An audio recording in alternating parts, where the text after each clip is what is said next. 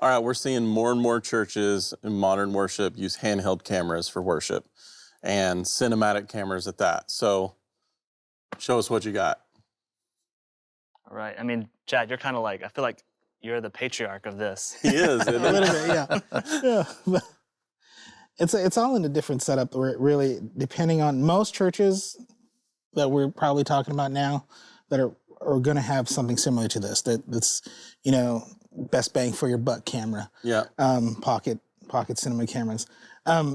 It's really all in the way that you hold the camera. It's in the way that the style that you want it to look like. Because you can have this and hold it like how Rusty's holding it now, and it could be too shaky. But to other people, it might be just fine.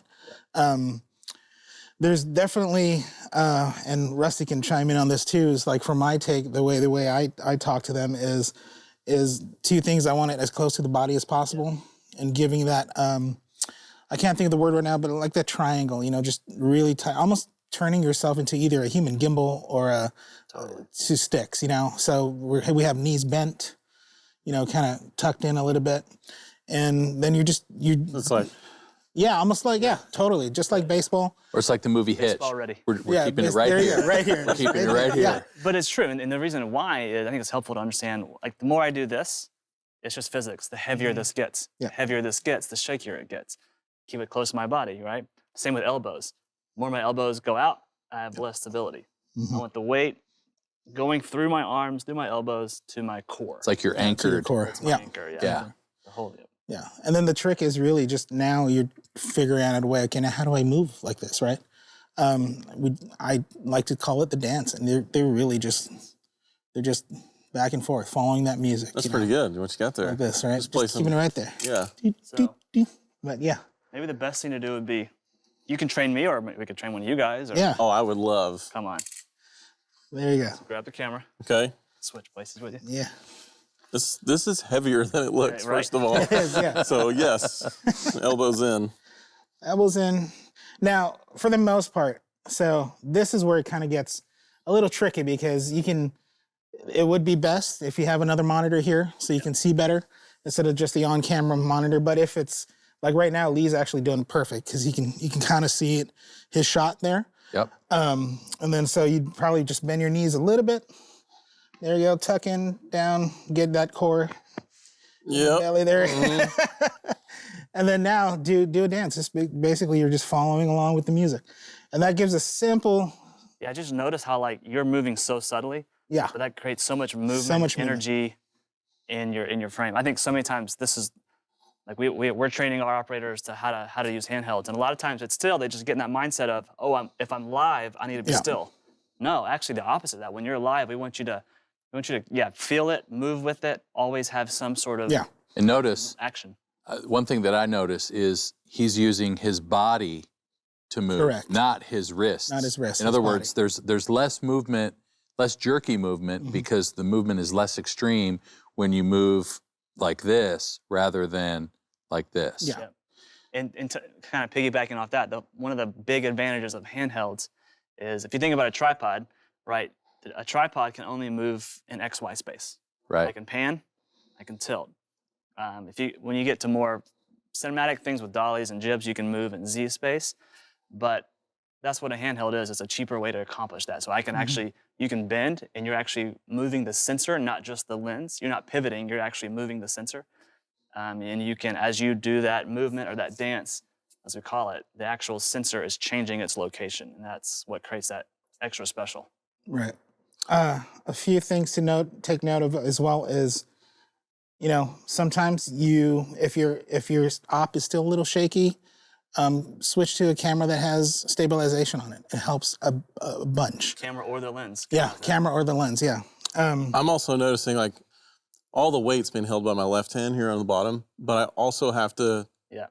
focus and zoom with that same hand. Yeah. So Can I that's show you really some, like, important. don't do's. Yeah. Yeah.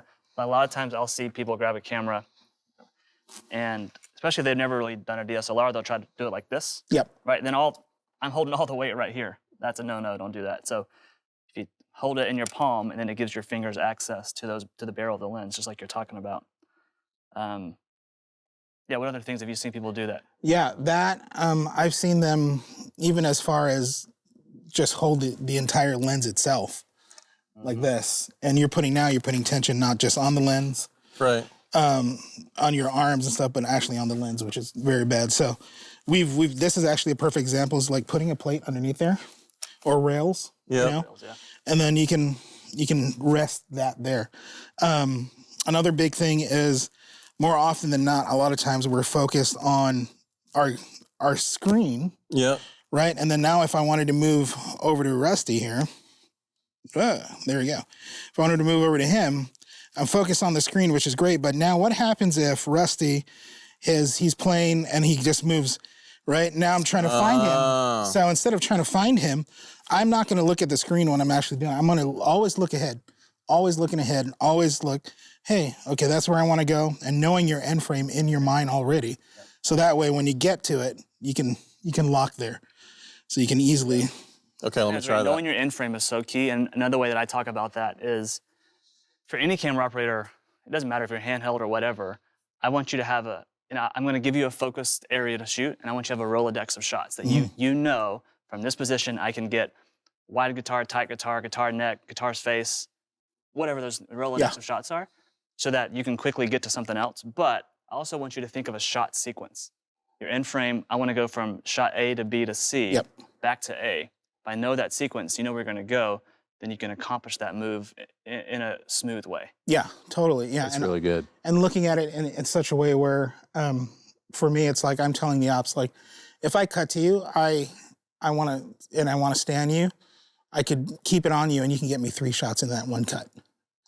Okay. Yeah, so for me, it accomplishes 2 things. I'm typically a faster cutter because I cut more towards chord progressions, and I'm a drummer myself, so I cut towards certain drum hits. It's a rhythmic thing for you. So yeah, so sometimes my cuts are generally faster than most people would cut, but I like to squeeze in room to breathe every time.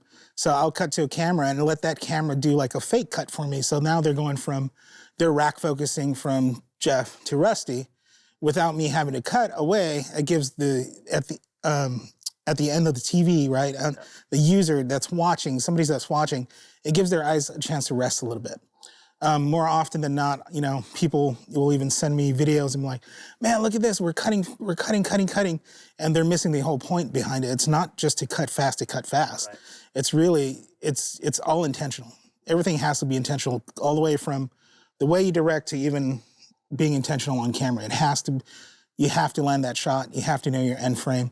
For me, I don't like the trying to find it, that to me, that it's like I wasn't prepared. My op was just like, oh, there it is. To me, when it's a intentional searching, yes, like when you want that to be your, like, you're shooting through someone's hands and you're finding the focus, versus you don't know what you're doing and you're just live but looking for something to just shoot. Yeah, it becomes way, way obvious. And I think it's also important. A lot of times people say, hey, look at this shot. Look how great this shot is. But I want people to remember, like, we're not taking pictures. I don't need one shot. Every time you send me, like, the camera is giving me 30 shots every second or 60 shots every second. I need all of those shots to be good. That's good. So however long you're up there, like, give me some dynamic, give me something engaging, keep that shot moving. If your hand goes up, show me where that hand goes. Just follow what's happening. And that's where, like, staying usable 100% of the time comes in. Like, it's not really a hard rule because there's obviously room for, hey, I gotta move my cable. My SDI is kind of wrapped around my leg or whatever. But even in that, I try to train the ops to actually stay usable. Even in that, like, give me something to frame up just in case, because you just never, especially if I'm dealing with just 4 cams or 3 cams or, there's times when you gotta cut to that, even if they're trying to fix something, but they're focused and they're still being intentional on a subject. It's easy to do that. So their attitude needs to be, I need to frame something all the time with the assumption that the director could cut to my camera at any time and I would have something usable. Yeah. That's kind of what we're talking about. That's cool. Is this song over yet? It's kind of heavy.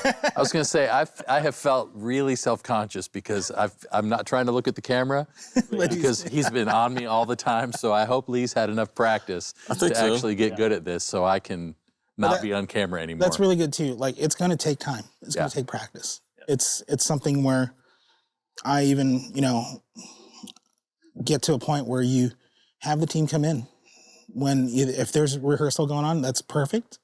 If there's no rehearsal, put a mic stand up there, play some worship music, and have them practice. Yep. And just the more repetition, just like with anything, with sports, anything like that, the more repetition, the more easier it gets, the quicker you can move.